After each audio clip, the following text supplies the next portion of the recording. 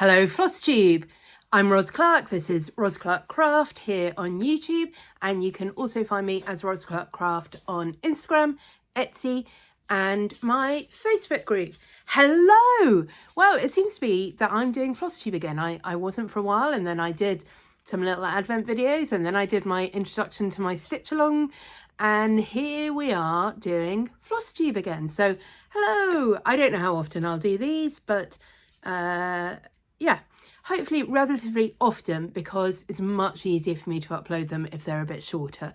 So half an hour is really what I'm aiming for, and that works relatively well. So things to talk about today, giveaways, yeah, both winners and giveaway to give away, stitch quilt, stitching, sewing project thing that I'm not sure if I've talked about before, but I will definitely talk about now, and my big project that I'm doing, stitch along with lovely Sarah of Sew Me Sarah. So I'm going to start with stitch quilt. If you don't know what I'm talking about with stitch quilt, you want to go back and watch my introduction to stitch quilt video from a few weeks ago. It's a series of free charts that I'm giving away via my Instagram page or my Facebook group. And they are designed, in fact, I don't think I've even got a finished one here to show you. They are designed to be made up into hexagons, which you can then use for a variety of projects. I was very excited in the tutorial. I loved the comment from Sarah of Penelope's Pocket. Yes, you are very excited, Ros. I'm like, yeah, okay, could you tell? But I'm really glad other people seem to have caught the bug as well. They're super fun stitches. They're short, they're quick. You can make the whole thing into a fully finished thing within an evening, but also you can go on and build a whole lot. It's an alphabet series. I think I've shown in the introduction video A, B, C and D. So I'm just going to show you the next few. I've not made these into the hexagons. So I've just got the stitching here, but I have got E. I really love E. E is for earth. I was like, can I do the earth? Yeah, why not? E is for earth. F is for, do you want to guess? Do you want to guess? Do you want to guess? F is for fish. Lots of fun fish in that one. And G is for, this was like on my original list. This one has never changed. G is for garden. Now they do obviously have different amounts of stitching in them, and G is quite stitch heavy. But some of them are much less, and I'm just looking, where have I got H? I've definitely stitched H. It's definitely supposed to be in this pile. I found it a minute ago. I lost it and then I found it again. It's H, so H has got quite a small amount of stitching, so you'll be able to finish that one really very speedily. I was like, can I do this in an evening? And I started it at 10 o'clock at night and still had it stitched, you know, in good time. I just brought one over when I went to get H just to show you. That is, D is for dandelion, and that's how the finishing happens. Again, there's a whole tutorial video on how to do that finishing.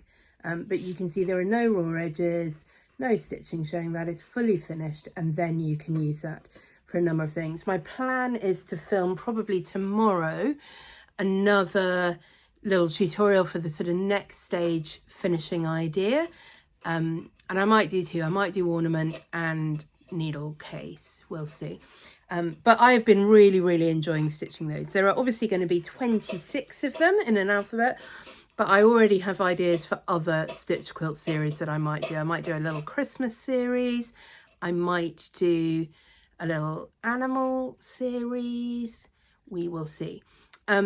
Like I say, it's been really fun to see other people stitching these. Stitchy Rach has been stitching them and talked about them in her recent Flosstube.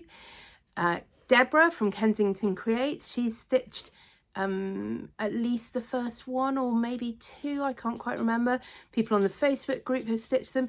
Now I really wanted to show you this. This was someone I don't know who tagged me on Instagram, and she had not only stitched the first two, but look at what she had done with them. That is like a proper quilter. I am not a proper quilter. If you want to do that, I will not be doing tutorials for that, but I cannot wait to see how she continues with that. I love the kind of colour theme. I'm hoping she's going to do a whole rainbow, and I can't wait to see what that will look like when it's finished. So they're very versatile. I mean, you know, they're just essentially just little small charts. On the garden one, you can kind of see the hexagon outline. But most of them, like the heart one, I mean, it's just a heart. It will fit within the hexagon, but you could do anything you wanted with that. You can make a little pillow. It's almost like a little love heart. It's too late for Valentine's Day. But it's got that sort of style of the little love heart, conversation heart, sweetie. So you could do anything you like with them. Any way that you like to finish smalls, you could do with these. But the hexagon is what they are intended for. So those are the next one of those. Like I say, I'm doing the whole alphabet. I have already got a list for all 26 letters. I have designed up as far as L and stitched as far as H, but I haven't got any letters where I'm like, I don't know what I'm going to do when I get to, you know, Q or whatever. I've got Q lined up. What is Q? Can't remember, but anyway, I've definitely got something for everything.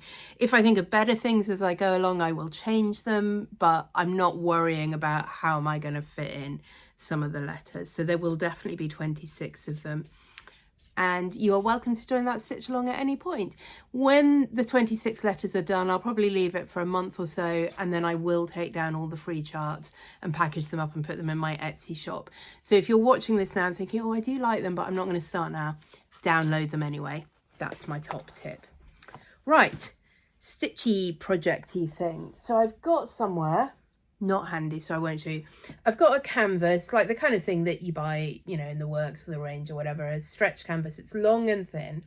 And about 10 or 15 years ago, I had done a picture on it. I did a number of these at the time where you can just draw on these things with felt tips. It's brilliant.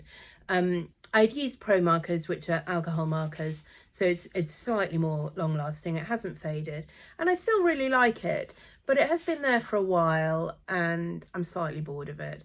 And I've been collecting, like many of us do, I think, sort of stitching themed charts, and I was like, well, what am I going to do with them? And I had thought, oh, I'll make project bags, but I don't need any more project bags. So what I'm actually going to do is make them into a little patchwork and use that to cover that canvas and display it on the wall. So these are from a whole range of different charts and designers. And let me see, that'll be a better thing to use to show them against. There we go. So there's this one.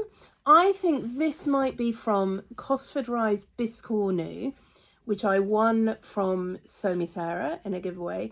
And I've just picked out some of the little elements and made them into a square. I don't want to do obviously the whole biscornu shape, that I think that would look a bit weird, but I thought they were sweet, and I might well pick out some more from that. This one, I actually stitched this one ages ago. I think this might be Pintini Pintini. Please enter your pin. It certainly was a freebie. It might still be a freebie. I haven't done the pincushion. I haven't decided whether I'm going to do the pincushion or not. Then there's this one. This one, I'm going to say Luminous Fibre Arts. Gathering Stitches, maybe. I've stitched the whole of this one anyway, so that's a thing.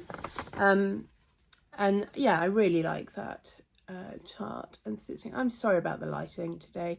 It's really terrible, but it was either do it in terrible lighting or not do it at all. So there we go. Hopefully you can see that. That is stitched in some variegated thread from an English company called Steph Francis. I don't absolutely love Steph Francis threads. I find often the dye hasn't always gone all the way through to the to all 6 strands or to the middle of the skein. But I do really like that pink and purpley one. Good. This one I'm sure will be familiar to many of you. This is Brenda Gervais, Keeper of the Pins. My soul is fed with needle and thread. I was very proud of myself. I made myself do the over one. So I hope you appreciate that. I haven't yet put, I think there are pins in her pincushion, and again, I'm not sure that I'm going to do those. Enjoy the stitch. I think this is hands-on design, and it might be from a chart called Enjoy the Stitch, or it might be from a chart called something else. And again, I slightly changed this. I knew I needed a piece that was this sort of shape, and so I sort of took her motifs and just moved them around a bit to fit, and I quite like that. I really like her scissors on that one. And then this is the last one that I've got stitched, and again, I did do this a little while ago. This was from Stitch in London 2024, I'm pretty sure. And those are the initials of the people who are on my table. Yeah, I think I might have made some changes to this, but not loads. I can't really remember. Like I say, I stitched it a little while ago. So you can see they're on a whole range of different backing fabrics. I think these are all linen or even weave, but I would certainly do some on Ada probably as well. And they're all stitched in kind of reds, pinks, purples on that range of fabric. So I think they'll look quite cohesive and planned, which is rare for me. I need to do a few more, but not loads more. I need to do a few more and then stitch them up, sew them together, spread them over the canvas. I'll show you the finished thing. So that's been just quite a nice thing to have lots of little small wins, to take out a whole lot of patterns that I'm like, am I ever going to stitch this whole thing? Choose elements from them or stitch the whole thing and make it work. Now, one of those charts that I've had for ages was from this book, Keeper of the Pins. And as I looked through this, I was like, oh, there's loads that I'll want to do from there. And as I look through it, I'm like, I don't know if I do. I don't know if I do. So I'm going to give this one away. I think I've actually done what I'm going to do from it, and it's been fine. It's been nice to have it, but I'm going to give this away. If you would like to be in with a chance of winning a copy of Keeper of the Pins, I'm going to say you do have to be in the UK. I've got something that I need to send to someone in America, and the post office are like, we can't send that. Now, you can send stuff that are documents, but the thing that I'm trying to send is a book. Now, I don't know whether this would count or not, but fundamentally, it's complicated. Sorry, I just need to tell my dog off. Charlie! No. Okay, I might have edited some of that out. He's been a very naughty dog lately. So if you'd like to be in a copy with a chance of winning a copy of this, I do want you to be in the UK or possibly Europe. Europe, I think, is fine. I'm not going to send it to America, and I probably am not going to send it to the rest of the world, but UK or Europe, let's say that. And if you could just use the word keeper in your comment, and I will pick one of those. While we are doing giveaways, one of my Advent projects, you may remember if you watched those videos, was this. It was quilted Nativity Tiny Town. I enjoyed stitching this a lot. It's a little bit battered, but it's definitely in, you know, usable condition. It's not pristine, but it is usable. The winner of this was Elizabeth Aston. I feel like there's a number on the end of that. I can't remember. I'll put it across the bottom of the screen. Elizabeth, you didn't get in touch with me. If you're watching this and you'd still like to win it, please send me a message on Instagram or leave me a comment and I will get in touch with you. And if not, I will give this away. I will probably not do it as another giveaway on the channel. I've got someone else in mind who I know in person, who I know would like this. So Elizabeth, it is yours, but if you don't get in touch with me, let's say by the end of February, I will have given it away to someone else. So Keeper of the Pins, Nativity Tiny Town. Right, so those have been all my small projects, and it's been good to have small projects because most of my stitching in the last few weeks has been on an enormous project, and that is this. It is A Saviour's Praise by Shakespeare's Peddler. It is one of those charts where the photo is absolutely terrible online, and the chart itself really, I think, does not do this justice. Everyone I know who's stitching this, which isn't loads of people, but, you know, who is stitching this, is stitching it because they saw Laurie Holt's version, either on her Instagram or her YouTube channel, and she changed, not I think loads of the colours, but some, and just lightened it and brightened it. And she also made some changes, so she didn't stitch these deer at the bottom, she stitched some little quilt blocks, which look very cute. And I think that just sort of made people think, oh, actually, and certainly made me think, actually, that's a chart I really like. And it is a chart I really like. So I started it 3 or 4 years ago. I did 7.5%. I'll tell you how I know that in a minute. And then stopped. I mainly stopped because I wanted to work on the full coverage piece that I bought. The full coverage piece is currently in my I am not stitching that at the moment pile. And I got this out largely because my godson is getting married later this year and I'm stitching it for him and his wife as a wedding present. So I am making alterations, personalizations, and, you know, because it's me, intentional and non-intentional personalizations. But really with the aim of stitching it for them. So I haven't stitched yet either of the verses. I'm trying to work out if they are from the same hymn. I think they are. Anyway, what I plan to do is stitch a verse from one of the hymns they have at their wedding, and a verse or two from the Bible reading they have at their wedding. So that's part of the personalization I want to do. Obviously I'll put their names on it and various other things with that. So I had this originally, as you can see, in the paper chart fashion. What has really helped me make some much better progress on this is I did then buy it again in PDF format and put it into markup RXP. And then I went through and marked off all the stitching I'd already done, and that's how I know I'd done 7.5%. I am now at 19%. So I'm quite pleased with that. It is a big project. I've got it on a floor stand. It's an old floor stand. It used to belong to my aunt. I think it's 40 or 50 years old. Not quite 50. I remember her getting it. So maybe 40, 45 years old. It doesn't, yeah, it's not as flexible, shall we say, as many newer stands. You can't take the stitching on and off. You can't take the frame on and off. Once it's on there, it's on there. And I've been trying to work out what I will do as I need to move up the thing. And I think that is actually doable. I was like, I'm going to have to unstitch it and restitch it on. But actually, I don't think I will have to. So that's good. But it works. I think it's good for this piece for me. I don't have it like super tight.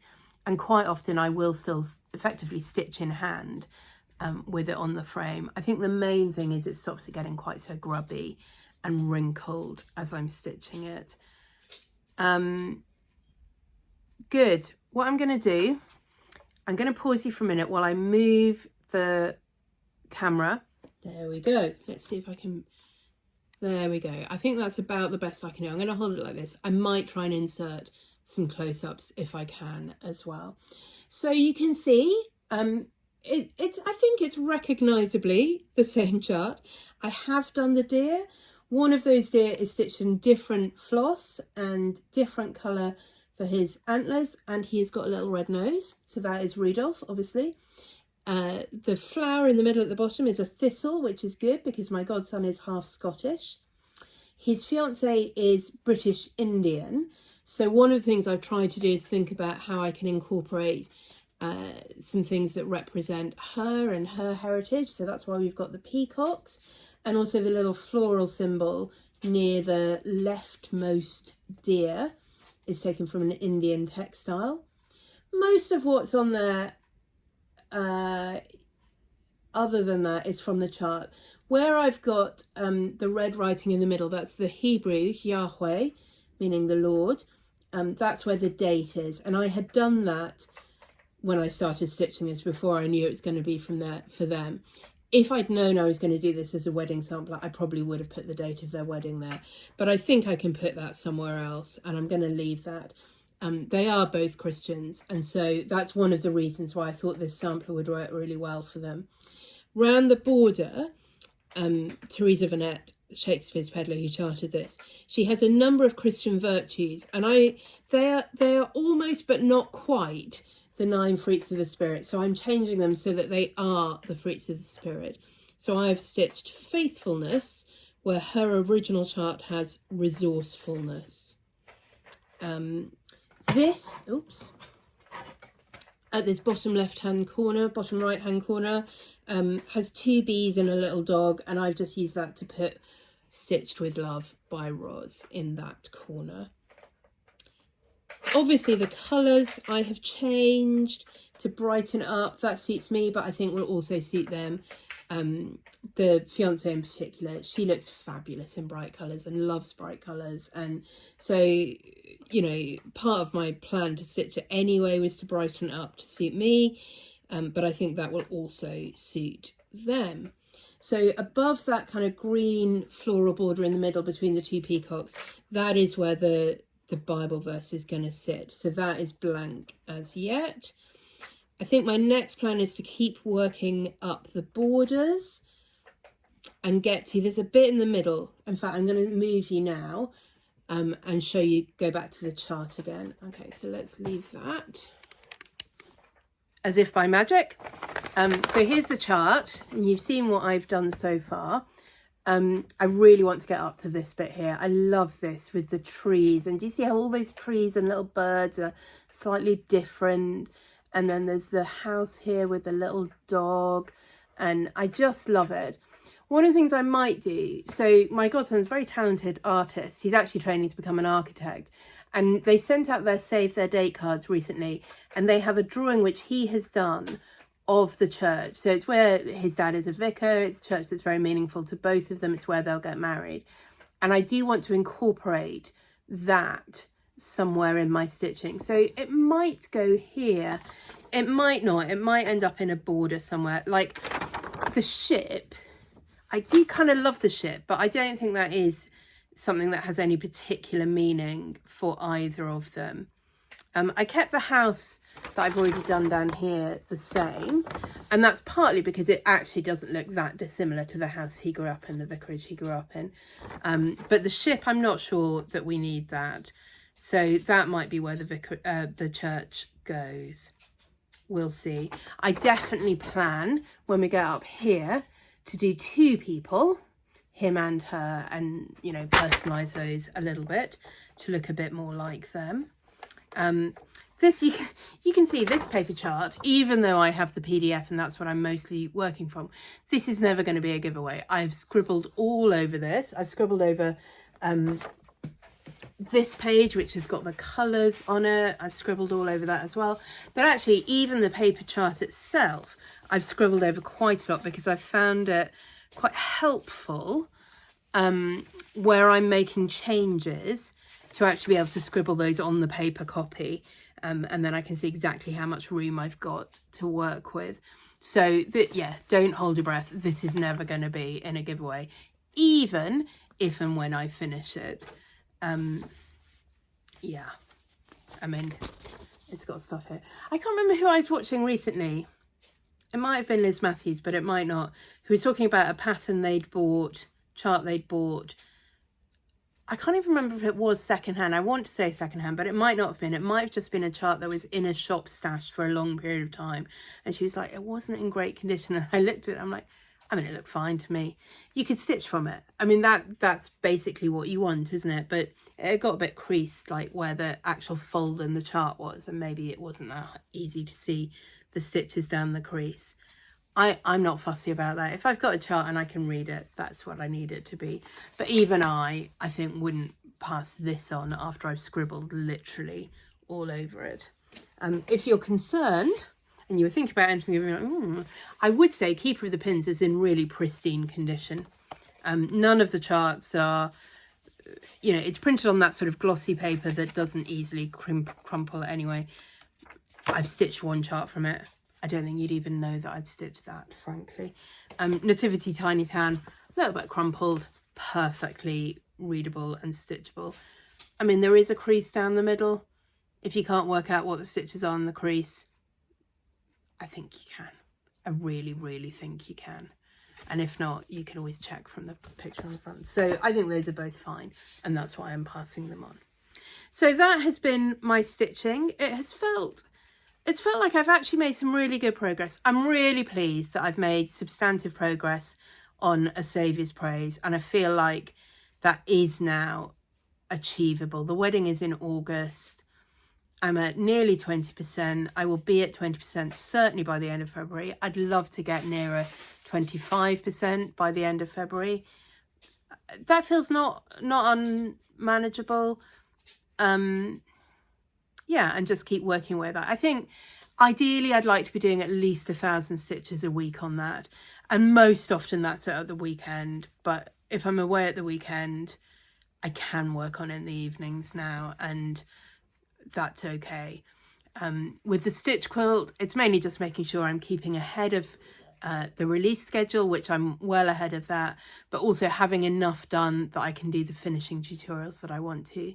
But those are quick and easy and fun. I really am excited about stitching I had various things in the list for J, and then I came up with one in the middle of the night recently, and I'm like, no, that's what I want to do for J. So I'm quite looking forward to stitching those. What's K? Oh yeah, no, K will be nice too, and L is very sweet. So yeah, I will get on with those quite quickly. And then the stitching themed ones, there's no schedule on that. There's no deadline. It's really just if I feel like stitching something and nothing else is speaking to me, these are great, particularly because I'm doing them on a range of fabrics. So if I want to do something on a 14 count Aida, I just can pick this up and do something on a 14 count Aida.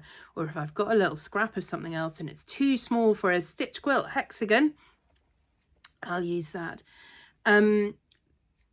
Okay, just let me talk for a couple more minutes about Stitch Quilt. One of the things I love about it is that it's a stash busting project, and I have been using a whole range of fabrics, a whole range of, well, that's not quite true. I was going to say a whole range of flosses. I actually do have a palette of flosses that I've put together that I'm trying to stick to, but I just wanted to mention Stitchy Rach. She had the brilliant idea. She was like, I don't have any leftovers and scraps and whatever. Anyway, turns out, like the rest of us, she does. But what she's using for her flosses is, you know, if you get stuff in a kit, you quite often get your flosses pre-sorted for you on cards. You don't get full skeins, you get small amounts, and you get small amounts left, and you're like, well, I don't want to waste it, but then when do you ever use it? Use it for your stitch quilt. It's perfect. So she's got her whole sort of mess of flosses. I think that is what she calls it, not just me. On cards, either ones that she's put together or ones from kits that are leftovers, and she's just pulling from those to do her stitching. I thought that was brilliant. And you could definitely do something similar, you know, even if you've just got, like, you know how people do tail end projects sometimes, if they're stitching something and you finish stitching that colour, but you've still got 6 inches, 8 inches, 10 inches of floss left on your fabric. So the idea is you have a second project and you're just working into those. Often it's like a monochromatic project and you just work in a whole rainbow of tail ends. You could save your tail ends and use them for stitch quilt. You absolutely could. They do not need much floss at all. Obviously, you know, it depends. Oh.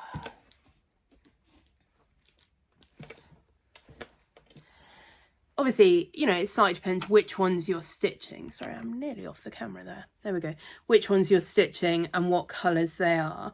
So I'm just looking. If you're looking at garden, you want to make sure you've got enough for your white picket fence. I mean, even that's not masses. But, you know, for the little yellow in the butterfly, 6 inches, you'd be fine with that. You know, so you really can play around. You know, if you're stitching on the earth, you know, you need a slightly larger amount of the blues and the greens. You really don't need a whole lot of the brown for the word.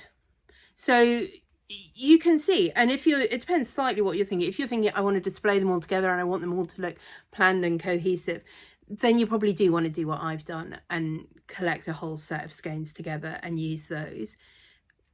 But if you're just going to do some, or if you're going to finish them, or you kind of just want to embrace the eclectic look, just pick out bits of leftover floss. I think that's perfect. Good. I'm sorry, I'm still excited about it. I'm still going to talk about it at every opportunity. That is, I think, all I have to say on this Flosstube. Elizabeth, do get in touch with me about Nativity Tiny Town. Keeper of the Pins, let's say, well, it will be when I next do an actual Flosstube. I won't announce the winner in a stitch quilt tutorial. It will be when I next do a Flosstube. It'll be sometime in March. leave your comment with the word keeper in it. And if you've left it by the time I do the drawing, you're in with a chance of winning.